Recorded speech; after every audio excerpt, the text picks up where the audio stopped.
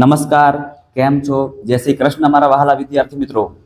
મારું નામ છે જયેશ રાઠવા અને તમે જોઈ રહ્યા છો નચિકેત સ્ટડી. મિત્રો, આપણે આ વિડીયોની અંદર ધોરણ 9 વિષય વિજ્ઞાન, જેમાં સ્વ અધ્યયન પોથીમાં આવેલું ચેપ્ટર નંબર 8 જે છે, જે ભાગ નંબર 3 માં આપેલું છે. આ ચેપ્ટર નંબર 8 જેનું નામ છે બળ અને ગતિના નિયમો. મિત્રો, આ બળ અને ગતિના નિયમોમાં જેટલા કંઈ પણ પ્રશ્ન છે એ બધા પ્રશ્નોના જવાબ, બધા પ્રશ્નોનું સોલ્યુશન આપણે મિત્રો આ વિડીયોમાં લઈને આવી રહ્યા છે. જેમાં મિત્રો તમને માત્ર ને માત્ર સોલ્યુશન નહીં કરાવું, પણ તમને એ જવાબ લખવાના છે કેવી રીતે એ પણ સમજાવીશ, જેથી તમને મિત્રો એક્ઝામમાં પણ એ કામ લાગી શકે અને એક્ઝામમાં દરેક પ્રશ્નોના જવાબ તમે ઇઝીલી લખી શકો. એવી રીતે આપણે અત્યારે આનું આખું સોલ્યુશન કરી રહ્યા છીએ. ચાલો, તમે જાણો છો તેવી રીતે આ જે સ્વ અધ્યયન પોથી છે એમાં મિત્રો ટોપિક પ્રમાણે આપણને પ્રશ્ન આપેલા છે. જેમાં સૌથી પહેલો ટોપિક છે આપણો સંતુલિત અને અસંતુલિત બળો. તો એના પરથી કયા કયા પ્રશ્નો બની શકે છે, બનેલા છે અને એના જવાબ કેવી રીતે આપવાના છે એ આપણે હવે જોઈએ. સૌથી પહેલો પ્રશ્ન છે કે સ્થિર વસ્તુ ઉપર સંતુલિત બાહ્ય બળ લગાડતા અંતિમ પરિણામ શું મળે છે? બરાબર છે, કોઈ વસ્તુ સ્થિર છે અને સ્થિર પર મિત્રો આપણે સંતુલિત બાહ્ય બળ લગાડીએ છીએ. સંતુલિત મતલબ કે કેવું બળ ખબર છે? જેમ કે આ બોક્સ છે, તો બોક્સમાં આ સાઈડથી અને આ સાઈડથી બંને જગ્યાએથી સરખું જો બળ લગાડવામાં આવે તો સિમ્પલ છે કે બોક્સ એ જગ્યાએથી ખસશે નહીં. કારણ કે બંને બળો કેવા છે? તો કે બંને બળો લાગે છે વિરુદ્ધ દિશામાં અને સમાન લાગે છે. તો આ જે બળ છે ને એને કહેવામાં આવે સંતુલિત બળો. તો મિત્રો સિમ્પલ છે કે જો સ્થિર વસ્તુ પર સંતુલિત બળ લાગશે તો વસ્તુ કોઈ પણ પ્રકારની પ્રતિક્રિયા આપશે નહીં. મતલબ કે વસ્તુ મિત્રો કેવી રહેશે? સ્થિર રહેશે. ઓપ્શન એ આપણો આમાં રાઈટ આન્સર બની રહેશે. બરાબર છે. ચાલો, આગળનો પ્રશ્ન છે જમીન ઉપર ગતિ કરતા દડા ઉપર તમારા બાહ્ય બળ ના લગાડવામાં આવે તો પણ અમુક અંતર કાપીને દડો અટકી જાય છે. આ માટે જવાબદાર બળ કયું છે? આપણે જાણીએ છીએ કે કોઈ દડો આપણે જમીન પર ગગડાવીએ છીએ, બરાબર છે. કોઈ દડો છે જમીન પર મિત્રો ગગડાવશો તો થોડાક અંતર કાપ્યા પછી ધીરે દડો જે છે ને એ સ્થિર થઈ જાય છે. સ્થિર, બરાબર છે. તો સ્થિર કેમ થઈ જાય છે એનું શું કારણ છે? બધાને ખબર છે મિત્રો કે ઘર્ષણ બળના કારણે ધીરે જે દડો છે કાં તો કોઈ પણ વસ્તુ છે ને એ અટકી જતી હોય છે. ઘર્ષણ બળ એના માટે જવાબદાર છે. આગળ ત્રીજો પ્રશ્ન છે જેમાં આપણને આકૃતિ આપેલી છે. આ સાઈડથી લગાવવામાં આવે છે 30 ન્યૂટન બળ અને આ સાઈડથી લગાવવામાં આવે છે 50 ન્યૂટન બળ. હવે સિમ્પલ છે મિત્રો કે જે જગ્યાએ જે બાજુથી વધારે બળ લાગતું હોય પદાર્થ એ બાજુ ખસશે. મતલબ કે અહીંયા 50 ન્યૂટન બળ લાગે છે, મતલબ કે પદાર્થ છે મિત્રો પદાર્થથી આ દિશામાં ખસવાનો પ્રયત્ન કરશે. તો બહુ સિમ્પલ પ્રશ્ન છે કે ભાઈ ઉપરોક્ત આકૃતિમાં દર્શાવ્યા મુજબ આપેલ બોક્સ પર ડાબી અને જમણી બાજુથી અલગ મૂલ્યના બળ લગાડવામાં આવી રહ્યા છે. તો બોક્સ કઈ તરફ ખસે છે, કઈ તરફ ગતિ કરશે? તો સિમ્પલ છે મિત્રો, બોક્સ છે એ જમણી બાજુથી લઈને ડાબી બાજુ તરફ ગતિ કરશે. મતલબ કે આપણો ઓપ્શન નંબર એ ડાબી તરફ જવાબ અહીંયા આપણે લોક કરવાનો થાય છે. કમ્પ્લીટ છે. ચાલો આગળ વધીએ છીએ ચોથા નંબર પર. એક વસ્તુ ઉપર બે વિદ્યાર્થીઓ પરસ્પર વિરુદ્ધ દિશામાં બળ લગાડે છે. જોજો, બે વિદ્યાર્થીઓ છે અને પરસ્પર કેવો બળ લગાડે છે? તો કે વિરુદ્ધ દિશામાં બળ લગાડે છે. એક વિદ્યાર્થી બળ લગાડે છે 20 ન્યૂટન, બીજો પણ લગાડે છે કેટલો? 20 ન્યૂટન. આપણે હમણાં જ વાત કરી કે ભાઈ જ્યારે બી કોઈ વસ્તુ પર વિરુદ્ધ દિશામાં સમાન બળ લગાડવામાં આવે તો એ બળ હંમેશા માઇનસ થઈ જાય, એટલે કે શું થઈ જાય? 0. આનો આન્સર આવી જાય. બરાબર છે. આનું પરિણામી બળ કેટલું મળે આપણને? 0 મળે. કોઈ પદાર્થમાં ફેરફાર થશે નહીં, એટલે 0 ન્યૂટન આપણો અહીંયા જવાબ થાય છે. ઓપ્શન નંબર એ. ચાલો, હવે આપણે ટૂંકા પ્રશ્નનો જવાબ આપવાના છે. સૌથી પહેલો પ્રશ્ન છે સંતુલિત બળો એટલે શું? તો કે ભાઈ જે બળોનો પરિણામી બળ 0 મળે, આપણે અત્યારે વાત કરી ને કે જે બળોનું પરિણામી બળ કેવું મળે આપણને? 0 મળે, તો એને સંતુલિત બળ કહેવામાં આવે છે. એવી રીતે સંતુલિત બળનું ઉદાહરણ આપણે આપવાનું હોય તો અત્યારે વાત કરી કે સમાન બળથી સામે ધક્કો મારવો. કોઈ બોક્સને સમાન બળથી સામે આવી રીતે ધક્કો મારવામાં આવે સમાન બળથી, હે ને, તો એને શું કહેવામાં આવે? સંતુલિત બળ કહેવામાં આવે. અસંતુલિત બળ એટલે શું? તો જે બળોનું પરિણામી બળ શૂન્યેતર હોય. શૂન્યેતર મતલબ કે 0 સિવાયની સંખ્યા મળે, ખાલી 0 ના મળે. જે બળનું પરિણામી બળ કેવું મળે? 0 સિવાયની કોઈ પણ સંખ્યા મળે તો એને આપણે કહીશું અસંતુલિત બળ. જેમ કે ઉદાહરણ આપણે આપવાનું છે અસંતુલિત બળનું, તો એક જ દિશામાં બળ લાગતા બોક્સ ખસે છે. બરાબર છે. એક જ દિશામાં જ્યારે બળ લગાડીએ છીએ ત્યારે બોક્સ એ ખસવા માંડે છે. મતલબ કે આ બોક્સ જ્યારે અહીંથી એક જ જગ્યાએથી બંને માણસો બળ લગાડતા હોય તો સિમ્પલ છે કે બોક્સ આ તરફ ખસવા માંડશે. તો આને કહેવાય અસંતુલિત બળનું એક ઉદાહરણ. આગળનો પ્રશ્ન, જો પૃથ્વી પર ઘર્ષણ બળ ના હોય તો શું થાય? સિમ્પલ છે મિત્રો, ઘર્ષણ બળ ના હોય તો પદાર્થને અટકાવવું કે પદાર્થને સ્થિર રાખવું એ અશક્ય બની જાય. બરાબર છે. પદાર્થને ગતિ કરાવવું હોય તો ગતિ તો કરી શકે, પણ પછી અટકે કઈ જગ્યાએ, સ્થિર કઈ જગ્યાએ રહેશે? બરાબર ને. તો સ્થિર અને અટકાવવા માટે ઘર્ષણ બળ જરૂરી છે. તમે જાણો છો તેવી રીતે કે મોટર કાર કે બાઇક કે સાયકલ, બરાબર, આ બધી વસ્તુમાં જ્યારે આપણે બ્રેક લગાવીએ છીએ, બ્રેક, તો બ્રેકના જે ચાપડા કહેવાય, ચાપડા જે બ્રેકના લાઇનર છે, અને લાઇનર અને જે ટાયર છે એ બંને વચ્ચે ઘર્ષણ બળના કારણે જ એ પછી ઊભું રહે છે. જો ઘર્ષણ બળ જ ના હોય તો પછી ઊભું જ ના રહે ને. બરાબર છે. ચાલો આગળનો 10મો પ્રશ્ન છે, 1 ન્યૂટન બળ કોને કહેવામાં આવે? તો મિત્રો, જે બળ વડે 1 કિલોગ્રામ પદાર્થમાં 1 મીટર પ્રતિ સ્ક્વેર, બરાબર, સેકન્ડ સ્ક્વેરનો પ્રવેગ ઉત્પન્ન થાય. બરાબર છે. 1 કિલોગ્રામનો પદાર્થ છે. આ 1 કિલોગ્રામના પદાર્થને મિત્રો આપણે ખસાવવા માટે, 1 કિલોગ્રામના પદાર્થને ખસાવવા માટે જે કંઈ પણ આપણે બળ લગાડશું તો આ પદાર્થ છે ને એ કેટલો ખસશે? તો કે 1 મીટર પ્રતિ સેકન્ડ સ્ક્વેરના પ્રવેગથી ગતિ કરવાનું ચાલુ કરે તો એને આપણે કહીશું 1 ન્યૂટન બળ. ચાલો હવે ખાલી જગ્યા પૂરીએ. લાકડાના બ્લોકને બંને બાજુએથી સમાન બળથી ખેંચવામાં આવે તો બ્લોક ગતિ કરતો નથી. બરાબર છે. જો કીધેલું છે અહીંયા કે બંને બાજુએથી સમાન બળથી ખેંચવામાં આવે, બરાબર છે, એટલે અહીંયા બોક્સ છે એને આ બાજુથી પણ અને આ બાજુથી પણ સમાન બળથી ખેંચવામાં આવે તો બોક્સ સિમ્પલ ગતિ કરશે નહીં, કારણ કે એમાં કયું બળ લાગી રહ્યું છે ભાઈ? સંતુલિત બળ લાગી રહ્યું છે, એટલા માટે બોક્સ ખસશે નહીં. આગળનો પ્રશ્ન છે, ખરબચડી સપાટી ઉપર ગતિ કરતા પદાર્થની ગતિને અવરોધતું બળ આપણે વાત કરી પ્રમાણે ઘર્ષણ બળ કહેવામાં આવે છે. ઘર્ષણ બળના કારણે વસ્તુને અટકાવવામાં આવતું હોય છે. ત્યાર પછી સ્થિર વસ્તુને ગતિ કરાવવા માટે તેની ઉપર કયું બળ જરૂરી છે ભાઈ? તો કે અસંતુલિત બળ હોય તો જ વસ્તુ ગતિ કરી શકે, તો જ વસ્તુ પોતાનું સ્થાન ચેન્જ કરી શકે. આપણે પેડલ મારવાનું બંધ કરીએ પછી સાયકલની ગતિ ધીમી પડે છે, જેમ થવાનું કારણ છે ઘર્ષણ બળ. અને ત્યાર પછીનો પ્રશ્ન, 1 ન્યૂટન બરાબર 10 ની ઉપર 5 ઘાત ડાયન. યાદ રાખજો, 10 ની ઉપર 5 ઘાત અથવા તો 1 લાખ કોને તો પણ ચાલે. બરાબર છે. 1 લાખ કો તો પણ ચાલશે. હવે તફાવતના બે મુદ્દા લખવાના છે આપણે. સંતુલિત બળ અને અસંતુલિત બળ સૌથી પહેલા વ્યાખ્યા લખી દેવાની અને ત્યાર પછી બીજો પોઈન્ટ લખવાનો. તો સંતુલિત બળની વ્યાખ્યા શું આવશે? તો કે જે બળોની મિત્રો સંયુક્ત અસર હેઠળ પદાર્થની સ્થિર અવસ્થા કે ગતિમાન અવસ્થામાં ફેરફાર થતો ન હોય, યાદ રાખજો, ન હોય, તો તે બળોને સંતુલિત બળ કહેવામાં આવે છે.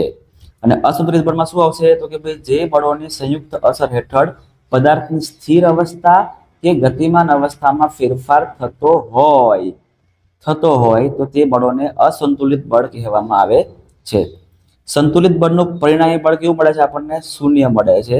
જ્યારે અસંતુલિત બળનું પરિણામી બળ આપણને શૂન્યેતર એટલે કે શૂન્ય સિવાયની સંખ્યા મળે છે.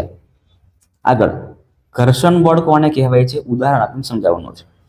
જ્યારે પદાર્થ છે કોઈ સપાટી પર સપાટીના સંપર્કમાં રહીને ગતિ કરતું હોય, બરાબર છે, આવી રીતે સપાટી છે અને સપાટીના સંપર્કમાં કોઈ વસ્તુ ધીરે ધીરે ગતિ કરતું હોય તો કેટલાક સમયે પછી એ વસ્તુ અટકી જાય છે, એટલે ત્યારે તે સપાટી દ્વારા ગતિને અવરોધતા બળને ઘર્ષણ બળ કહે છે. ગતિને અવરોધે છે એને શું કહેવામાં આવે છે? ઘર્ષણ બળ કહેવામાં આવે છે. ઉદાહરણ તરીકે રસ્તા પર ચાલતી મોટર કાર છે, બોર્ડ પર ચોકથી લખવામાં આવે છે, બરાબર છે, આ બધા ઘર્ષણ બળના ઉદાહરણ છે. ત્યાર પછીનો પ્રશ્ન છે, બળની બે અસર જણાવવાની છે આપણે. તો બળને કારણે નીચે મુજબની અસરો જોવા મળે છે. કાં તો ગતિમાં ફેરફાર થાય છે ભાઈ, કાં તો ગતિ એની વધે, કાં તો ગતિ એની ઘટે, કાં તો અવસ્થામાં ફેરફાર થાય, અવસ્થા બદલાઈ જાય, બરાબર છે, કાં તો દિશામાં ફેરફાર થાય, દિશા પણ બદલી શકાય છે, કાં તો પરિમાણમાં પણ ફેરફાર થઈ શકે છે. પરિમાણમાં ફેરફાર મતલબ તમે જોવો છો તેવી રીતે કે ફુગ્ગો છે, ફુગ્ગો, બરાબર ને, ફુગ્ગો મિત્રો દબાવવામાં આવે ને તો પાછો નાનો થઈ જશે, પછી છોડો એટલે પાછો ઓટોમેટિક જે જગ્યા પર હતો એ જગ્યા પર આવી જશે. એવી રીતે મિત્રો સ્પ્રિંગ છે, સ્પ્રિંગ, તો સ્પ્રિંગ દબાવવામાં આવે ને તો નાની છે પણ આવી થઈ જાય છે, અને છોડો એટલે પાછી આપણને આવી સ્વરૂપમાં મળી જાય છે, એટલે આને કહેવાય પરિમાણમાં ફેરફાર થાય છે. આગળનો પ્રશ્ન જોઈએ. હવે આપણે ટોપિક નંબર બીજા પર પહોંચી ચૂક્યા છે, 8.2 ન્યૂટનની ગતિનો પ્રથમ નિયમ. ચલો, એમાં સૌથી પહેલા વિકલ્પો. એક પાણીનો નળાકાર 2/3 ઊંચાઈ સુધી ભરેલ છે. આ નળાકારને અચળ ગતિ કરતા વાહનમાં મુકેલ છે. આ વાહનને અચાનક બ્રેક મારવામાં આવે તો નળાકારમાં ભરેલ પાણી, બરાબર, સમજો મિત્રો, આવી રીતે જો આ નળાકારનું ટેન્કર હોય, બરાબર છે, અહીંયા આટલું બધું પાણી ભરેલું છે. હવે મિત્રો અચાનક જ્યારે બ્રેક મારે, અચાનક, બરાબર છે, અચાનક જ્યારે બ્રેક મારવામાં આવે તો પ્રવાહી તો આગળ જઈ જ રહ્યું હતું, બરાબર, ખાલી આ જે ટેમ્પો જે છે એ ઉભો રહી ગયો છે. મતલબ કે પ્રવાહી આગળ તરફ જ જવાનો પ્રયત્ન કરશે. મતલબ કે પ્રવાહી છે ને મિત્રો, પ્રવાહી એ આગળની તરફ સૌથી પહેલા છલકાશે અને ત્યાર પછી ધીરે ધીરે પાછળ, પછી આગળ, પાછળ, આગળ, પાછળ થયા કરશે જ્યાં સુધી એ સ્થિર ન થાય. પણ સૌથી પહેલા જ્યારે બ્રેક મારવામાં આવે ત્યારે આગળ તરફ છલકાશે. ચલો આગળનો પ્રશ્ન છે, આકસ્મિક પરિસ્થિતિમાં કારમાં અચાનક બ્રેક મારવામાં આવે તો સીટ ઉપર બેસેલ વ્યક્તિ આગળની તરફ ફંગોળાઈ જઈ ઈજા ન પામે તે માટે કારમાં સીટ બેલ્ટ આપવામાં આવે છે. હવે તમે કહી શકશો કે કારને અચાનક બ્રેક લગાવતા કયા નિયમને આધારે વ્યક્તિ આગળ તરફ નમી જાય છે? તો મિત્રો ન્યૂટનની ગતિનો પ્રથમ નિયમ આમાં વપરાય છે. યાદ રાખજો, ન્યૂટનની ગતિનો કયો નિયમ વપરાય છે આમાં? પ્રથમ નિયમના આધારે, બરાબર છે, વ્યક્તિ આગળ તરફ નમી જાય છે. ચાલતી બસમાં એક વ્યક્તિ સિક્કો ઉછાળે છે જે પાછળની તરફ પડે છે. આ વિધાન પરથી બસની ગતિ કેવી કહી શકાય? બરાબર ને? તો બસની ગતિ કેવી છે? તો કે બસ આગળ તરફ જઈ રહી છે, બરાબર, સુરેખ પથ પર જઈ રહી છે, બરાબર, એટલા માટે કહેવામાં આવે ને પ્રવેગી ગતિ. બરાબર, શું કહેવામાં આવે ને? પ્રવેગી ગતિ. જો અચાનક, બરાબર છે, અચાનક બ્રેક મારે ને, બસ બ્રેક મારે તો શું આવશે? પ્રતિપ્રવેગી ગતિ. જો બસ એક જ ઝડપે ચાલતી હશે તો નિયમિત ગતિ આવે, અને જો બસ રાઉન્ડ ફરતી હશે તો આવશે વર્તુળાકાર પથ પર ગતિ. પણ આ કિસ્સામાં જવાબ શું આવશે? પ્રવેગી ગતિ આવશે. ઢોળાવ ધરાવતી સપાટી પર થતી વસ્તુનું ગતિનું અવલોકન કરનાર વ્યક્તિ કોણ હતા? તો મિત્રો સૌથી પહેલો પોઈન્ટ છે આપણો, બરાબર છે, ગેલીલિયો હતા. ગેલીલિયોએ સૌથી પહેલા ઢોળાવ પર વસ્તુ રહેલી છે અને નીચે ગબડાવવામાં આવે તો કેટલું અંતર કાપે છે એના પ્રયોગો કર્યા હતા. ચલો આગળનો છે, ગતિના બીજા નિયમને જડત્વનો નિયમ પણ કહે છે. ખોટી વાત છે ભાઈ, ગતિના બીજા નિયમને નહીં, ગતિના પહેલા નિયમને કહેવામાં આવે જડત્વનો નિયમ. જ્યાં સુધી વસ્તુને કોઈ બાહ્ય બળ વડે તેની અવસ્થા બદલવાની ફરજ ન પડે ત્યાં સુધી દરેક વસ્તુ પોતાની સ્થિર અવસ્થા કે સુરેખ પથ પર નિયમિત ગતિની અવસ્થા જાળવી રાખે છે. સાચી વાત છે. જ્યાં સુધી પદાર્થ પર કોઈ બાહ્ય બળ લગાડવામાં ના આવે ને ત્યાં સુધી પદાર્થ એવું ને એવું રહેશે. કોઈ વસ્તુ સ્થિર રહેશે જ્યાં સુધી તેના પર અસંતુલિત બળ ન લાગે. એકદમ સાચી વાત છે ભાઈ, એકદમ સાચી વાત છે. ગતિ કરતી મોપેડને અચાનક બ્રેક લગાવવામાં આવે તો મોપેડ પર બેઠેલ વ્યક્તિ પાછળની તરફ નમી પડે છે. સાચી વાત છે, બરાબર છે. અચાનક બ્રેક મારવામાં આવે આવી રીતે, બરાબર છે, અચાનક બ્રેક લગાવવામાં આવે તો પાછળની તરફ નમી પડે છે. તો મિત્રો આ વિધાન કેવું છે આપણું? ખોટું છે. કારણ કે જ્યારે આગળ તરફ ગતિ કરતા હોય, બરાબર છે, આગળ તરફ ગતિ કરતા હોય તો વ્યક્તિ આગળ જવાનો જ પ્રયત્ન કરે એટલે આગળ તરફ અથડાશે, પાછળ તરફ જશે નહીં. મતલબ કે વિધાન કેવું છે આપણું? આ ખોટું સાબિત થાય છે. આગળ વધીએ છીએ ટૂંકા જવાબો. ન્યૂટનની ગતિનો પ્રથમ નિયમ સાચો હોય તો સપાટી પર ગબડતો દડો અમુક અંતર કાપી શા માટે સ્થિર થઈ જાય છે? કારણ કે ભાઈ ઘર્ષણ બળ તો હોય જ છે ને. જો ઘર્ષણ બળ ન હોય તો પદાર્થ પોતાની ગતિ ચાલુ જ રાખશે, ક્યારે અટકે નહીં. પણ ઘર્ષણ બળના પરિણામે પદાર્થ અટકી શકે છે. ચાલો, સૂર્યનો ગુરુત્વાકર્ષણ બળ એકાએક નાશ પામે તો શું થશે? તો મિત્રો તમામ ગ્રહો જે એક જ દિશામાં આવી રીતે બધા ફર્યા કરે છે, બરાબર છે, આ બધા ગ્રહો જે છે મિત્રો એ એક એક કરીને બધા આવી રીતે ફંગોળાવા માંડશે, બરાબર છે. વર્તુળાકાર ગતિના પરિણામે બધા ગ્રહો આવી રીતે ફંગોળાવા લાગશે. ચલો આગળના પ્રશ્નો જોઈએ છે. કેરમ બોર્ડ ઉપર મૂકેલી કુકરીની થપ્પીમાં નીચેની કુકરીને સ્ટ્રાઇકર વડે પૂરતી તીવ્રતાથી સમક્ષ ક્ષિતિજ દિશામાં ફટકારવામાં આવે તો શું થશે? તમે જાણો છો બધા, તેવી રીતે બધા રમ્યા પણ હશો કે કુકરીને સૌથી પહેલા આપણે આવી રીતે ઊભી ગોઠવી દઈએ છીએ અને સ્ટ્રાઇકરથી મિત્રો જોરથી આપણે નીચે મારીશું અહીંયા આવી રીતે, તો જે કુકરી નીચે છે ને એ જતી રહેશે, ઉપરની કુકરી બધી એવી ને એવી એ જગ્યા પર જ પડી રહેશે. કેમ? તો કે મિત્રો કેરમ બોર્ડ ઉપર થપ્પીમાં મૂકેલી કુકરીને ફટકારતા માત્ર નીચે મૂકેલ કુકરી ગતિમાં આવે છે, પરંતુ તેની ઉપર મૂકેલ કુકરીઓ તો જડત્વના ગુણધર્મના કારણે, કયું છે યાદ રાખજો, બરાબર, જડત્વના ગુણધર્મના કારણે એ કુકરી જે છે મિત્રો એ કુકરી પોતાની જે બધી મૂળ અવસ્થા છે ને એ જાળવી રાખવાનો પ્રયત્ન કરશે, બરાબર છે, અને એટલા માટે બધી કુકરી નીચે પડી જશે. ટ્રકમાં ઉપર સુધી ભરવામાં આવેલ સામાનને બાંધવો જરૂરી બની જાય છે. શા માટે? કારણ કે જો ટ્રક અચાનક ઝડપથી ગતિમાં આવે અથવા ગતિમાં એનો ઘટાડો થાય અથવા તો દિશામાં ફેરફાર કરે, બરાબર છે, કાં તો એની ગતિ વધે, કાં તો ગતિ એની ઘટે, કાં તો દિશા એની બદલે, આ ત્રણ પરિણામે મિત્રો જડત્વનો ગુણધર્મ લાગુ પડે અને જડત્વના ગુણધર્મના કારણે એ ટ્રક તો બ્રેક મારશે, ટ્રક તો સ્પીડ વધારશે, ટ્રક તો ગતિ બદલશે, પણ એનો જે સામાન છે ને, સામાન એ મૂળ સ્થિતિમાં રહેવાનો પ્રયત્ન કરશે. અને એટલા માટે મિત્રો સામાન બધો પડી ન જાય એટલા માટે બાંધવો જરૂરી થઈ જાય છે. આગળનો પ્રશ્ન છે, ન્યૂટનના ગતિના પ્રથમ નિયમને યોગ્ય ઉદાહરણ સહિત સમજાવવાનું છે. સૌથી પહેલા નિયમ શું છે સમજી લેજો કે ભાઈ જ્યાં સુધી પદાર્થ પર કોઈ બાહ્ય બળ વડે અવસ્થા બદલાવવાની ફરજ ના પાડવામાં આવે ત્યાં સુધી પદાર્થ છે ને સ્થિર અવસ્થામાં હોય તો સ્થિર અવસ્થામાં અને ગતિમાન અવસ્થામાં હોય તો નિયમિત ગતિની અવસ્થા જાળવી રાખે છે. બરાબર છે. આપણે બીજી રીતે લખી શકીએ છીએ કે જ્યાં સુધી કોઈ પદાર્થ પર બાહ્ય બળ લગાડવામાં ન આવે ત્યાં સુધી સ્થિર પદાર્થ સ્થિર અવસ્થામાં અને ગતિમાન પદાર્થ ગતિમાન અવસ્થામાં જ રહે છે. બરાબર છે. આવું આપણે લખી શકીએ છીએ. હવે ઉદાહરણ સમજી લઈએ કે ટેબલ પર પડેલા સ્થિર પુસ્તકને જ્યાં સુધી કોઈ અસંતુલિત બાહ્ય બળ લગાડવામાં નથી આવતું ત્યાં સુધી એ પદાર્થ એટલે કે પુસ્તક છે સ્થિર જ રહેશે, કોઈ ગતિ કરશે નહીં. આગળ હવે ટોપિક નંબર 3 આપણે આવી ગયા છે, જડત્વ દળ. બરાબર છે. 8.3 સૌથી પહેલું, નીચે પૈકી કોનું જડત્વ સૌથી વધારે હશે? તો મિત્રો જેનું દળ વધારે હોય ને એનું જડત્વ પણ વધારે હોય. મોપેડ, ટ્રક, રોલર અને ટ્રેન. તો મિત્રો ટ્રેનનું જડત્વ કેવું હશે? વધારે, કારણ કે ટ્રેનનું વજન કેવું છે, એનું દળ કેવું છે? વધારે છે. નીચેના પૈકી કયું વિધાન સાચું છે? વધારે દળદાર વસ્તુઓનું જડત્વ વધારે હોય છે, ઓછી દળદાર વસ્તુઓનું જડત્વ વધારે હોય છે. ખોટી વાત છે, ઓછું વાળું નહીં. વધારે દળદાર અને ઓછી દળદાર વસ્તુઓનું જડત્વ સમાન હોતું નથી. ઉપરોક્ત પૈકી કોઈ પણ વિધાન સાચું નથી. ના, ઓપ્શન નંબર એ, વધારે વજનવાળી વધારે દળવાળી વસ્તુ જે હોય એનું જડત્વ પણ કેવું હોય છે? વધારે જ હોય છે. યાદ રાખી લેજો. ચલો આગળ વધીએ છીએ. જડત્વને તમારા શબ્દોમાં વ્યાખ્યાયિત કરી દૈનિક જીવનના ઉદાહરણ આપી તેને સમજૂતી આપવાની થાય છે. પદાર્થની ગતિની અવસ્થામાં જે પરિવર્તન થાય છે ને, પદાર્થની ગતિમાં જે પરિવર્તન આવતું હોય છે અને પરિવર્તનનો વિરોધ થતો હોય એવા ગુણધર્મને મિત્રો જડત્વનો ગુણધર્મ કહેવામાં આવે છે. જેમ કે મોટર કારમાં અચાનક બ્રેક મારવાથી આગળ તરફ નમી જઈએ છીએ, અચાનક સ્પીડ વધારવાથી આપણે પાછળ તરફ નમી જઈએ છીએ. બરાબર છે. આવી રીતે જડત્વનો ઉદાહરણ છે. વૈજ્ઞાનિક કારણ આપવાનું છે. લાંબી કૂદમાં રમતવીર કૂદકો મારતા પહેલા થોડુંક અંતર દોડીને કૂદકો મારે છે. શા માટે? તો કૂદકો મારનાર વ્યક્તિ કૂદકો મારતી વખતે પગ વડે જમીનને પાછળ ધકેલવાનો પ્રયત્ન કરે છે અને પ્રત્યાઘાતી બળ વેગમાન મેળવે છે, જેથી તે વધારે લાંબો કૂદકો લગાવી શકે છે. આગળનો પ્રશ્ન છે, કારણ આપણે આપવાનું છે. ચાલતી ટ્રેનમાં ચડવું કે ઉતરવું હિતાવહ નથી. એકદમ સાચી વાત છે મિત્રો, એકદમ સાચી વાત છે. કારણ કે વ્યક્તિ ગતિમાન ટ્રેનમાં ચડતા કે ઉતરતા જડત્વના ગુણધર્મના કારણે પોતાની મૂળ અવસ્થા જાળવી રાખવાનો પ્રયત્ન કરે છે. બરાબર છે. જેથી અકસ્માત થવાનો ભય રહે છે.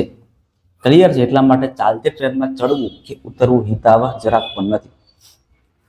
ડ્રાઇવિંગ કરતી વખતે સીટ બેલ્ટનો ઉપયોગ કરવો જોઈએ. સાચી વાત છે. કારણ કે ડ્રાઈવર અચાનક જો બ્રેક લગાડીને મોટર કારને સ્થિર અવસ્થામાં લાવવાનો પ્રયત્ન કરે પરંતુ વ્યક્તિનું શરીર તો જડત્વના કારણે ગતિમાન અવસ્થામાં જવાનો પ્રયત્ન કરે એટલે કાર તો આગળ તરફ જતા અટકી જશે પણ વ્યક્તિનું શરીર તો આગળ તરફ આવશે.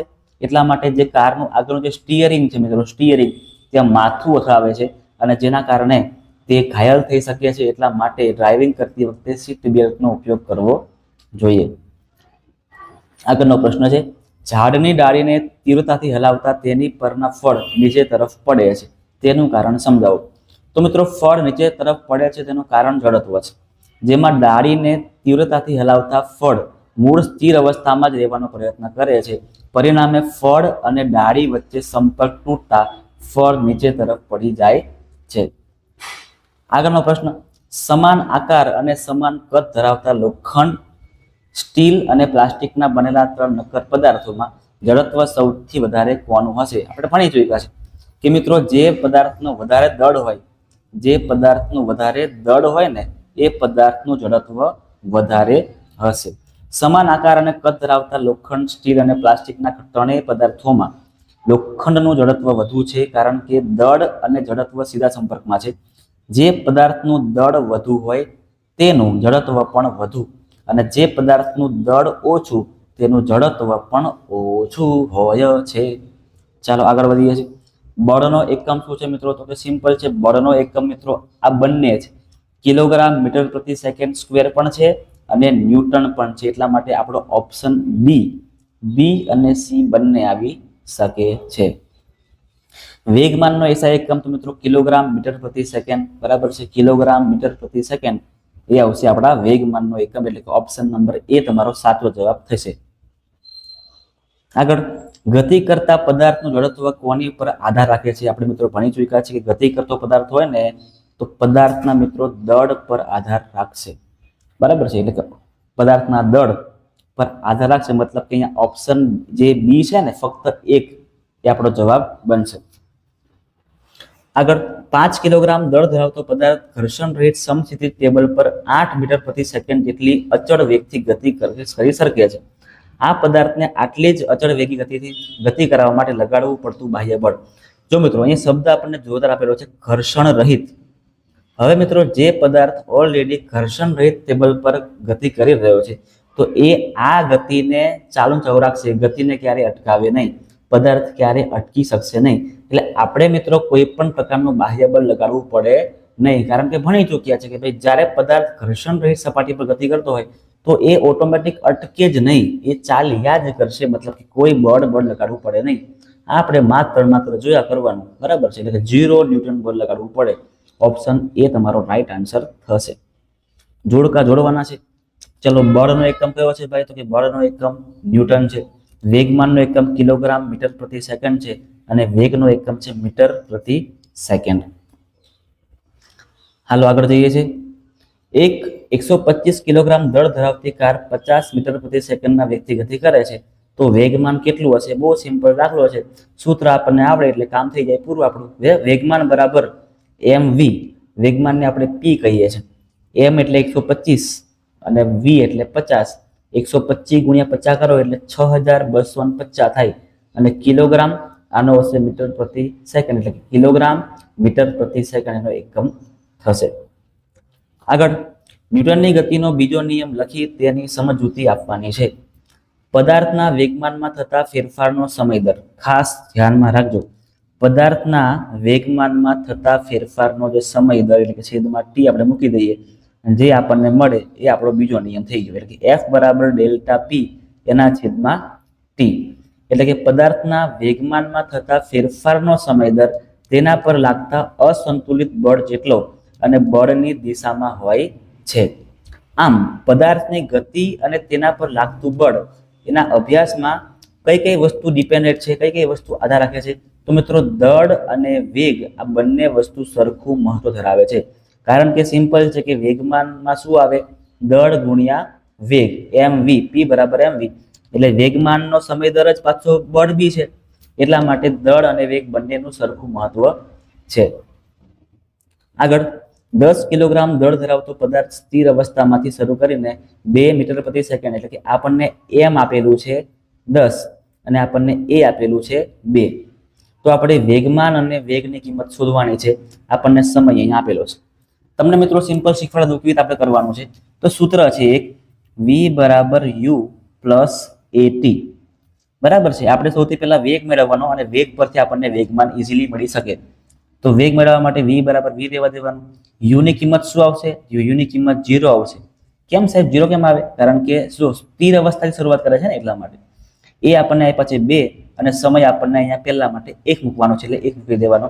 તો 0 + 2 ગુણ્યા 1 એટલે કેટલા આવે? 2 આવે. એટલે પહેલો આન્સર કેટલો આપણો આવશે? 2 આવશે. હવે આની પરથી વેગ પરથી આપણને ઇઝીલી વેગમાન મળી જાય. સૂત્ર તમને ખ્યાલ છે તેવી રીતે કે p બરાબર mv. અહીંયા m ની કિંમત એટલે દળ આપણને 10 આપેલું છે અને વેગ આપણને કેટલો મળ્યો? 2. 10 ગુણ્યા 2 એટલે 20 થઈ ગયા, બરાબર છે. આ બંને સૂત્રમાં આ બધી કિંમતો ગોઠવતા જઈએ, 1.5, 2, 2.5, તો આપણને અલગ અલગ જવાબ મળશે. જેમ કે જો 1.5 સેકન્ડ હોય ને તો 3 આવશે અને 3 ગુણ્યા 30, 10 કરો એટલે 30 થઈ જાય. 2 ગુણ્યા 2 કરો એટલે 4 આવે અને 4 ગુણ્યા 10 કરો એટલે 40 થાય. 5 તો 50, બરાબર છે. ચલો આગળ, એક 200 કિલોગ્રામની કોઈક બસ કોઈક વેગથી ગતિ કરે છે, તેને 500 ન્યૂટન જેટલું સરેરાશ અવરોધક બળ વડે બ્રેક લગાડીને 20 મીટર અંતર ઉપર રોકી દેવામાં આવે તો બસનો વેગ કેટલો છે આપણે ગોતવાનો છે. સૌથી પહેલા મિત્રો એમ કેટલા છે એટલે કે દળ કેટલું છે એનું 200 કિલોગ્રામ, પછી વેગ આપણે કેટલો છે તો કે જ્યારે અટકાવવામાં આવે બસને બ્રેક બરાબર મારવામાં આવે તો અટકે છે મતલબ કે એનો વેગ કયો થઈ જાય છે 0 થઈ જાય છે. યુ આપણને ખબર નથી. અંતર કેટલા અંતર અટકે છે તો કે ભાઈ 20 મીટર અંતર ઉપર રોકી દેવામાં આવે છે અને બળ લગાડવામાં આવે છે -500 ન્યૂટન. કેમ સાહેબ -500 લખ્યા તો કે બસને સૌથી પહેલા સ્પીડમાંથી ધીરે ધીરે એનો વેગ ઘટાડવામાં આવે છે. જ્યારે વેગમાં ઘટાડો થાય ત્યારે શું કરવાનું, પ્રવેગ કેવો બને આપણો માઇનસ બને, અને પ્રવેગ માઇનસ બને તો F બરાબર m એ સૂત્ર પરથી જો a માઇનસ તો F પણ કેવો બનશે ભાઈ માઇનસ થશે. એટલા માટે આપણે 500 n માઇનસમાં રાખેલા છે. સૌથી પહેલા આપણે એ શોધી લઈએ કે પ્રવેગ કેટલો મળે છે તો F બરાબર m, F ની કિંમત -500, m ની કિંમત 200 અને a ની કિંમત આપણે શોધવાની છે. 200 ને છેદમાં લઈ જાઓ એટલે 2 0 2 0 કટ થઈ જાય, -5 ના છેદમાં 2 વધે અને -5 ના અડધા કરો એટલે -2.5 મળે. તો પ્રવેગ કેટલો મળશે આપણને -2.5. હવે સૂત્ર છે એક મગજમાં રાખજો, v² - u² બરાબર 2as. ખાસ બરાબર છે, v² - u² બરાબર 2as. v ની કિંમત તો 0 છે એટલે 0 નો વર્ગ -u² બરાબર 2, -2.5 ગુણ્યા 20. ગણતરી મારો એટલે -u², અહીંયા 20 ગુણ્યા 2 40, 40 ગુણ્યા 2.5 એટલે 100 આવે. અહીંયા minus a minus cancel, u² બરાબર 100 તો u બરાબર 100 નું વર્ગમૂળ કેટલું આવે તો કે 10 આવે. તો u બરાબર 10 મીટર પ્રતિ સેકન્ડ આપણો વેગ અહીંયા મળી જશે. ચલો આગળનો પ્રશ્ન, કયા કિસ્સામાં વધારે બળની જરૂર પડશે, 3 કિલોગ્રામ દળ ધરાવતી વસ્તુને 7 મીટર પ્રતિ સેકન્ડના દરથી પ્રવેગિત કરવા માટે કે 5 કિલોગ્રામ દળની વસ્તુને 3 મીટર પ્રતિ સેકન્ડના દરથી પ્રવેગિત કરવા માટે? સૌથી પહેલા પહેલું દળ, બીજું દળ m1 છે આપણું 3 કિલોગ્રામ અને એના માટે પ્રવેગ છે 7. m2 છે બીજું દળ છે 5 કિલોગ્રામ, એના માટે પ્રવેગ છે 3. તો સિમ્પલ સૂત્ર છે કે F બરાબર ma. તો પહેલું આપણે F1 શોધી લઈએ. F1 શોધવા માટે m1 અને a1 નો ગુણાકાર કરવાનો. એવી રીતે F2 શોધવા માટે m2 અને a2 નો ગુણાકાર આપણે કરવાનો છે. તો સૌથી પહેલા m1 a1 કરો એટલે 3 ગુણ્યા 7 21 થશે, અને બીજું 5 ગુણ્યા 3 કરો m2 a2 નો ગુણાકાર એટલે 15 મળે. દેખીતી વાત છે મિત્રો કે ફોર્સ 1 અને ફોર્સ 2 માં જે ફોર્સ 1 છે F1 છે એ વધારે છે, એટલે કે 3 કિલોગ્રામ દળ ધરાવતી વસ્તુને 7 મીટર પ્રતિ સેકન્ડના દરથી પ્રવેગિત કરવા માટે વધારે બળની જરૂર અહીંયા પડે છે, કારણ કે F1 કેવો છે વધારે છે. આગળ ન્યૂટનની ગતિનો બીજો નિયમ લખી F બરાબર ma, હે ને, ફાધર બરાબર મધર સાબિત કરવાનું છે આપણે. ફાધર બરાબર મધર. પદાર્થના વેગમાનમાં થતા ફેરફારનો સમય દર તેના પર લાગતા અસંતુલિત બળ જેટલો અને બળની દિશામાં હોય છે. આ એનો નિયમ છે. હવે આપણે સાબિત કરીએ તો F બરાબર ma સાબિત કરવા માટે આપણે ધારવું પડશે. ધારો કે કોઈ પદાર્થ m દળ ધરાવતો હોય અને u જેટલા પ્રારંભિક વેગથી ગતિ કરતો હોય અને t જેટલા સમયમાં v જેટલો વેગ મેળવી લે છે, તો વેગમાન કેટલું આવે? તો પહેલું વેગમાન p1, બીજું વેગમાન p2. સાહેબ કેમ બે વેગમાન કર્યા આપણે? તો કે શરૂઆતનું વેગમાન એટલે mu અને અંતિમનું વેગમાન એટલે mv, એટલા માટે આપણે mu ને. હવે વેગમાનનો ફેરફાર કરીએ એટલે ડેલ્ટા p ચલે છે, p2 માંથી p1 ને માઇનસ કરવાના. p2 ની કિંમત છે mv અને p1 ની કિંમત છે mu. તો અહીંયા m કોમન કાઢી લેશો એટલે v - u વધશે. હવે ફોર્સ બળ એટલે શું? તો કે વેગમાનના ફેરફારનો સમય દર, એટલે છેદમાં આપણે અહીંયા t મૂકી દેવાનું છે. હવે આપણે જાણીએ છીએ કે વેગનો ફેરફાર બરાબર એના સમય ને આપણે શું કહીએ છીએ? પ્રવેગ કહેવામાં આવે. અને વેગનો ફેરફાર સમયમાં થતો હોય તો એને આપણે પ્રવેગ કહીએ છીએ. એટલે અહીંયા આની જગ્યા પર શું કરવું પડશે? આપણે એ કરી દેવાનું, અને ચલે છે એ કાઢીને આપણે k મૂકી દઈએ છીએ. k એટલે શું? તો k એટલે સમપ્રમાણતાનો અચળાંક છે. k બરાબર 1 છે, જેથી F બરાબર શું મળે છે આપણને? ma મળે છે. આગળનો પ્રશ્ન, વૈજ્ઞાનિક કારણ આપો. ક્રિકેટ મેચ દરમિયાન મેદાન પર ફિલ્ડર ખૂબ જ ઝડપથી આવતા દડાને કેચ કરતી વખતે હાથને પાછળની બાજુ લઈ જાય છે. કેમ?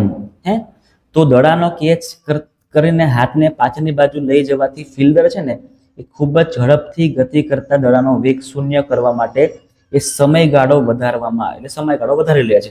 તરત કેચ કરવું અને કેચ કરીને બહાર ખેંચવું એમાં સમયગાળામાં ફેરફાર થાય, જેના પરિણામે ખૂબ જ ઝડપથી ગતિ કરતા દડાનો આઘાત ઘટાડી શકાય છે. એટલે દડાને રોકવા માટે ફિલ્ડરે નાના મૂલ્યનું બળ લગાડવું પડે છે અને તેથી દડો પણ ફિલ્ડરના હાથ પર નાના મૂલ્યનું બળ લગાડશે, જેથી ફિલ્ડરને ઈજા વગર કેચ પકડી શકાય છે. ખૂબ સિમ્પલ ક્વેશ્ચન છે ભાઈ. આગળ 8 કિલોગ્રામ દ્રવ્યમાન ધરાવતા લાકડાના એક બ્લોક પર 3 સેકન્ડ માટે અચળ બળ લાગે છે.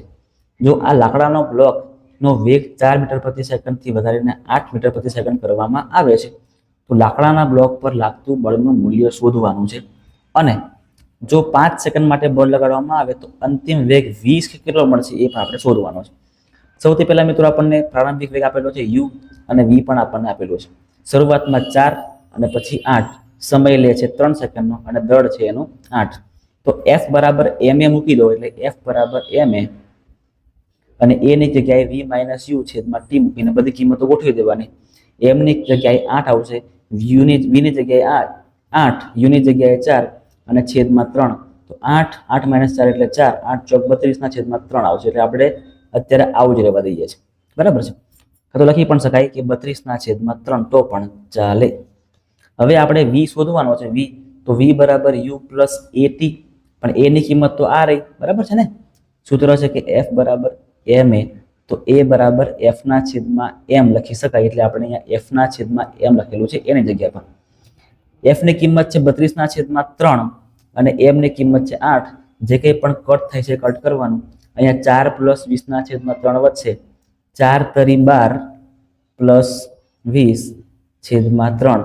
અહીંયા કેટલા મળશે? 32 ના છેદમાં 3 કરજો એટલે 10.6 આપણને જવાબ મળી જશે. 10.6 મીટર પ્રતિ સેકન્ડ. આગળ 9000 કિલોગ્રામ દળ ધરાવતું રેલવે એન્જિન 3000 કિલોગ્રામ દ્રવ્યમાન ધરાવતા તેના 4 ડબ્બાઓને પાટા પરથી સમક્ષ દિશામાં ખેંચે છે. જો એન્જિન 50000 ન્યૂટન બળ લગાડતું હોય અને પાટા દ્વારા 5000 ન્યૂટન બળ લાગતું હોય તો પ્રવેગ, ચોખ્ખું પ્રવેગી બળ અને ડબ્બા 1 દ્વારા ડબ્બા 2 પર લાગતું બળ આપણે શોધવાનું છે. સૌથી પહેલા મિત્રો આખી ટ્રેનનું દળ કેટલું છે? તો કે એન્જિન છે ને એનું દળ છે 9000 અને ડબ્બાનું દળ છે 3000, પણ 4 ડબ્બા હોવાથી ગુણ્યા આપણે 4 કરવા પડે. તો 9000 અને 4 તરી 12 એટલે 12000 પ્લસ 9000 એટલે કે 21000 જેટલું આપણું આખું વજન થશે, દળ થશે ટ્રેનનું, બરાબર છે. હવે ટ્રેનનો પ્રવેગ મેળવવો છે, તો પ્રવેગ a બરાબર f ના છેદમાં m. બળ લાગે છે 50000 અને દળ છે એનું 21000. ભાગલા પાડો, કટ કરો એટલે આપણને 2.3 મળશે. 2.3 મીટર પ્રતિ સેકન્ડ સ્ક્વેર આપણો જવાબ થશે. આગળ ચોખ્ખું પ્રવેગી બળ કેટલું મળશે? તો કે મિત્રો મોટા બળમાંથી આપણે નાના બળને માઇનસ કરી દેવાનું. એટલે કે 50000 માંથી 5000 ને માઇનસ કરો તો કેટલા આવે? તો કે 45000 ન્યૂટન આપણને ચોખ્ખું બળ મળશે. કમ્પ્લીટ છે. આગળ વધીએ છીએ 54મા નંબરનો પ્રશ્ન. 15 મીટર પ્રતિ સેકન્ડ વેગથી ગતિ કરતા 150 ગ્રામ દળના ક્રિકેટ બોલને બેટ વડે ફટકારતા મૂળ ગતિની વિરુદ્ધ દિશામાં 10 મીટર પ્રતિ સેકન્ડના વેગથી પાછો ફરે છે. આ દરમિયાન બેટ વડે લાગતા બળથી બોલના વેગમાં થતો ફેરફાર જણાવો. દળ આપણને આપ્યું છે m બરાબર 150 ગ્રામ, પણ આપણે એને કિલોગ્રામ કરવું પડે.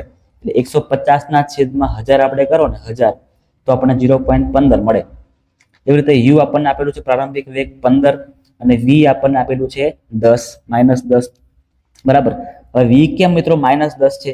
કારણ કે જ્યારે પણ બોલને મારવામાં આવે તો દિશા કેવી છે? એની વિરુદ્ધ છે. અહીંયા બેટ છે, બોલ અહીંથી આવી રહ્યો છે અને પાછો મારે છે તો બોલ જાય છે એની વિરુદ્ધ દિશામાં, એટલા માટે બીજો વેગ કેવો છે? માઇનસ છે. કમ્પ્લીટ ને? પ્રતિપ્રવેગ ગતિ છે એટલા માટે. ચલો હવે વેગ શોધી લઈએ. શરૂઆતનો વેગમાન કેટલો છે? તો કે mu કરો એટલે 0.15 ગુણ્યા 15 2.25 મળે અને અંતિમ વેગમાન mv 0.15 ગુણ્યા -10 કરો એટલે -1.50 આપણને મળશે. વેગમાનનો ફેરફાર જોવો હોય તો આપણે u માંથી v આપણે માઇનસ કરવા પડે. તો આપણે અહીંયા 1.50 માઇનસ લખ્યા, ઓછા 2.25 મૂકવાના છે અને જવાબ કરતા 3.75 આપણને મળશે. કારણ કે બંને જગ્યાએ સાહેબ માઇનસ માઇનસ હોય, બંને જગ્યાએ માઇનસ તો પ્લસ થઈ જાય, એટલા માટે 3.75 કિલોગ્રામ પ્રતિ મીટર સ્ક્વેર એનું વેગમાન થશે. આગળ ગતિના બીજા નિયમનો ઉપયોગ કરીને બળનો એકમ તારવવાનો છે. 5 ન્યૂટન બળ લગાડવાથી m1 દળ ધરાવતા પદાર્થમાં 8 મીટર પ્રતિ સેકન્ડ અને m2 દળ ધરાવતા પદાર્થમાં 24 મીટર પ્રતિ સેકન્ડ જેટલો પ્રવેગ ઉત્પન્ન કરી શકાય છે. જો બંને દ્રવ્યમાનોને ભેગા બાંધી દેવામાં આવે તો આ બળ દ્વારા કેટલો પ્રવેગ ઉત્પન્ન થશે? તો સૌથી પહેલા મિત્રો આપણે m1 અને m2 સૂત્ર શું બનશે? f ના છેદમાં a f ના છેદમાં a. પણ જ્યારે m1 આપણે ગોતવાનું હોય m1 ત્યારે આપણે 5 ના છેદમાં 8 મૂકવું પડે, બરાબર છે. અને m2 ગોતવા માટે 5 ના છેદમાં 24 મૂકવા પડે, કારણ કે બંનેનો વેગ કેવો છે, પ્રવેગ કેવો છે, બંનેનો અલગ અલગ છે એટલા માટે. હવે જ્યારે બંનેને ભેગા કરવામાં આવે એટલે બંને દળને કરી દઈએ ભેગા. 0.625 પ્લસ 0.20 ને પ્લસ કરો ને એટલે 0. આપણને 82 મળશે. અને હવે કેટલું પ્રવેગ લાગે છે? તો a બરાબર f ના છેદમાં શું આવશે? f ના છેદમાં m. 5 ના છેદમાં 0.82 આપણે કરીએ તો 6.09, અથવા આપણે આશરે 6 લખો તો પણ કંઈ વાંધો નહીં. 6 મીટર પ્રતિ સેકન્ડ સ્ક્વેર આપણને આનો જવાબ મળે છે, બરાબર છે. આપણે આટલું જ કરવાનું, બીજું કશું નથી કરવાનું. આગળ મિત્રો જોઈએ છે હવે ગતિનો ત્રીજો નિયમ. એમાં કયા કયા પ્રકારના પ્રશ્નો છે જો જોઈએ આપણે હવે. સૌથી પહેલા આપણે ખાલી જગ્યાઓ સોલ્વ કરીએ છીએ. કુદરતમાં એકલા અટુલા બળનું અસ્તિત્વ નથી. આ બાબત ન્યૂટનની ગતિના ત્રીજા નિયમ પ્રમાણે ફલિત થાય છે. ક્રિયાબળ અને પ્રતિક્રિયા બળ હંમેશા કેવા? તો કે ભાઈ સમાન મૂલ્યના અને પરસ્પર વિરુદ્ધ દિશામાં હોય છે. આગળ રોકેટ ન્યૂટનની ગતિના ત્રીજા નિયમ પ્રમાણે કામ કરે છે ભાઈ. અને બંદૂકમાંથી ગોળી છૂટવાની ઘટના બાદ બંદૂક પાછળ તરફ ધકેલાય છે. અહીંયા થોડુંક લખાયું છે ખોટું, પાછળ લખી દઈએ, બરાબર છે. અહીંયા અડ આવશે, શું આવશે? પાછળ તરફ ધકેલાય છે. આગળ ક્વેશ્ચનના આન્સર જોઈ લઈએ છીએ હવે. આપણી ચાલવાની ક્રિયા ન્યૂટનની ગતિના ત્રીજા નિયમના સંદર્ભમાં સમજાવવાની છે. જ્યારે આપણે રસ્તા પર ચાલીએ છીએ ત્યારે આપણું સ્નાયુ પેશી બળ રસ્તાની પાછળ તરફ લગાવીએ છીએ. તેથી ત્રીજા નિયમ મુજબ રસ્તો પણ તે જ સમયે આપણા પગ પર તેટલા જ મૂલ્યનું બળ લગાડે છે, જેના પરિણામ સ્વરૂપે આપણે ચાલી શકીએ છીએ. આગળનો પ્રશ્ન છે, પાણીમાં ઉભેલી હોડીના કિનારેથી કૂદકો મારી પાણીના કિનારે જતા હોડી પાછળ તરફ ધકેલાય છે. હોડીમાં રહેલ વ્યક્તિ હોડી પરથી આગળ તરફ કૂદકો મારે અને કિનારા પર આવવાનો પ્રયત્ન કરે ત્યારે હોડી જે બોટ છે તેટલા જ મૂલ્યનું પ્રતિક્રિયા બળ લગાડે છે, જેના પરિણામે હોડી નદીમાં પાછળ તરફ ધકેલાય છે. સિમ્પલ છે મિત્રો. આવી રીતે હોડી છે અને આ કિનારો છે, તો જ્યારે ખલાસી જે છે ખલાસી આવી રીતે કૂદકો મારશે તો મિત્રો આટલા જ મૂલ્યનું બળ હોડી પણ આ તરફ લગાડશે. એટલા માટે મિત્રો હોડી આ તરફ જવાનો પ્રયત્ન કરશે. આને કહેવાય છે ત્રીજો નિયમ, બરાબર છે. બોક્સિંગ બેગ ઉપર હાથ વડે ખૂબ જ તીવ્રતાથી હાથ કરતા હાથને ઈજા થાય છે કારણ. તો મિત્રો ન્યૂટનની ગતિના ત્રીજા નિયમ મુજબ આઘાત અને પ્રત્યાઘાત સમાન મૂલ્યના અને વિરુદ્ધ દિશામાં હોય છે. આપણે ભણી ચૂક્યા છે.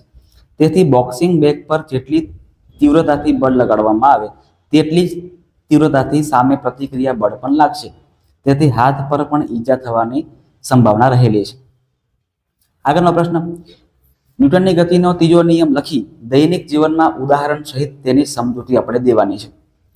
તો દરેક ક્રિયાબળ સામે સમાન મૂલ્યનું અને વિરુદ્ધ દિશામાં પ્રતિક્રિયાબળ લાગતું હોય છે. આ ક્રિયાબળ અને પ્રતિક્રિયાબળ હંમેશા કેવા છે? તો કે જુદી જુદી દિશા પર વસ્તુઓ પર લાગતા હોય છે. ઉદાહરણ પહેલું આપણે જોઈએ તો કે જ્યારે આપણે રસ્તા પર ચાલતા હોઈએ ત્યારે ન્યૂટનની ગતિના ત્રીજા નિયમ પ્રમાણે પગ દ્વારા જમીન પર અને જમીન દ્વારા પગ પર વિરુદ્ધ દિશામાં બળ લાગતું હોય છે, જેના પરિણામે આપણે ચાલી શકીએ છીએ. આગળ બીજું ઉદાહરણ છે, બંદૂકની ગોળી છોડવાની ઘટનામાં બંદૂક દ્વારા ગોળી આગળ તરફ જાય છે અને તે જ સમયે બંદૂક પાછળ તરફ ધકેલાતી હોય છે. આગળ એક ખલાસી નદી કિનારે બોટમાં ઊભો છે. હવે હોડી પરથી આગળ તરફ કૂદકો મારીને ખલાસી કિનારા પર આવવાનો પ્રયત્ન કરે છે ત્યારે બોટ પર પણ તેટલા જ મૂલ્યનું પ્રતિક્રિયા બળ વિરુદ્ધ દિશામાં લાગે છે અને પરિણામે બોટ છે ને મિત્રો એ પાછળ તરફ ધકેલાઈ જતી હોય છે. અને હવે આપણો છેલ્લો પ્રશ્ન પૂરો કરીએ એટલે આપણું અહીંયા સ્વ અધ્યયન પોથીનું ચેપ્ટર નંબર 8 પૂરું થશે. બે સમાન દળ અને કદ ધરાવતી ગોળીઓ પૈકી એકને હલકી રાઇફલ દ્વારા અને બીજીને ભારે રાઇફલ દ્વારા સમાન બળથી છોડવામાં આવે છે. તો કઈ રાઇફલ દ્વારા ખભા પર વધુ આઘાત લાગશે, ભારે કે હલકી? બરાબર, તમારા જવાબને સમર્થન આપતો બીજો કિસ્સો પણ સમજાવવાનો છે. તો રાઇફલ દ્વારા ગોળી છોડવાની ઘટનામાં રાઇફલ દ્વારા ગોળી પર આગળની તરફ એક બળ લાગે છે અને ગોળી પણ એ જ સમયે રાઇફલ પર તેટલા જ મૂલ્યનું અને વિરુદ્ધ દિશામાં બળ લગાડે છે. તેનાથી રાઇફલ પાછળની તરફ ધકેલાઈ જતી હોય છે અને ખભા પર આઘાત લાગતો હોય છે. અહીં બંને ગોળીઓ સમાન દળની છે, પણ એકને હલકી રાઇફલ વડે અને બીજીને ભારે રાઇફલ વડે છોડવામાં આવે છે. તેથી બંને રાઇફલ પર પ્રતિક્રિયા બળ એક સરખું લાગશે, પણ હલકી રાઇફલ જે છે, હલકી રાઇફલ એટલે કે બંદૂક, એનું દળ કેવું છે? ઓછું છે. અને દળ ઓછું હોવાથી એનો પ્રવેગ કેવો થશે? પછી વધારે થશે. કારણ કે તમને ખબર જ છે કે F બરાબર સૂત્ર શું છે? MA. M ઉપર છે અને A વ્યસ્તમાં છે. જ્યારે M વધારે હોય તો A ઓછો હશે અને M ઓછો હોય તો A વધારે હશે. આવું સિમ્પલ છે. એટલે પ્રવેગ કેવો હશે? પછી એનો વધારે હશે અને વધારે પ્રવેગથી પાછળ તરફ હલકી રાઇફલ છે મિત્રો એ આવશે. બરાબર છે. અને રાઇફલ વડે ખભા પર વધુ આઘાત લાગશે. કમ્પ્લીટ છે મિત્રો. તો આ હતા આપણા ક્વેશ્ચનના આન્સર, જે તમને ખૂબ જ ઇઝીલી સમજાવી દીધા છે. બધાને આવડી પણ ગયા હશે અને બધા જવાબ મિત્રો આપણે એવી રીતે લખેલા છે કે દરેક વિદ્યાર્થીઓ લખી શકે. એકદમ અઘરા શબ્દ નથી લખેલા, નોર્મલ શબ્દ જે તમે લોકો વાપરી શકો છો એવા જ આપણે શબ્દનો અહીં ઉપયોગ કરેલો છે, જેથી મિત્રો વિજ્ઞાન તમારા માટે ખૂબ જ સિમ્પલ બની શકે. જો મિત્રો તમને વિડીયો ગમ્યો હોય તો વિડીયોને મિત્રો અવશ્ય એક લાઇક કરી દેજો. તમારા મિત્રો સુધી આ વિડીયોને અચૂકથી શેર પણ કરજો. અને જો તમે ચેનલ પર નવા છો તો મિત્રો ચેનલને ખાસ સબસ્ક્રાઇબ પણ કરી નાખજો. કારણ કે તમારા માટે મિત્રો આવા નવા આપણે વિડીયો મૂકતા રહીશું, જેમાં તમને ગણિત, જેમાં તમને વિજ્ઞાન, જેમાં તમને SS અને જેમાં તમને ઇંગ્લિશ, આ 4 વિષયોના જે કંઈ પણ સ્વઅધ્યયન પોથીના ચેપ્ટર્સ છે એના ખૂબ જ સરળ જવાબો અને તમને સમજૂતી સાથે તમને એની PDF પણ મોકલવામાં આવશે. આ બધી સુવિધા તમને નચિકેત સ્ટડી દ્વારા મિત્રો આપવામાં આવશે. તો ખાસ મિત્રો જો તમે પહેલી વાર વિડીયો જોઈ રહ્યા છો તો આ નચિકેત સ્ટડીને ખાસ સબસ્ક્રાઇબ કરી નાખજો. મળીએ છીએ આપણે નેક્સ્ટ વિડીયોની અંદર.